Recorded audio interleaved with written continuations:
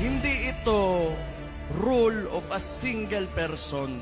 It's demokrasya tayo eh. It is the rule of the majority. Hindi ibig sabihin na kung anong gusto mo mangyari o gawin mo, yun na yung mangyayari dyan.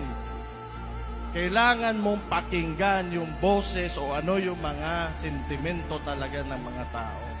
And unfortunately now, that is not happening. How can you govern a state or a nation if you do not listen to the majority?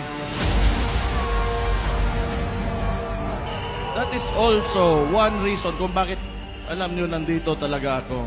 Because I do not agree yung traditional politics talaga. I'm sorry kung maraming matatamaan. Ako, mayor man din ako. Diyan din yung picture ko. But it's time for us to move on. Hindi ibig sabihin, may bigas yan, nandyan yung mukha mo, sa kanya yan, pera ng tao yan. Utang ina.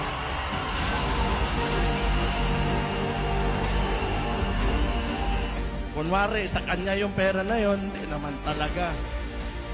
Huwag na kayong maniwala sa ganon. Kailangan, we have to go beyond that. Mabuhay ang watawat ng Pilipinas! Sabay-sabay po nating isigaw, mabuhay ang watawat ng Pilipinas! Yung nanirinigin niya sa grupo ng mga maisog, mga Pilipino na ayaw ng gulo, pero gustong may pagbabago.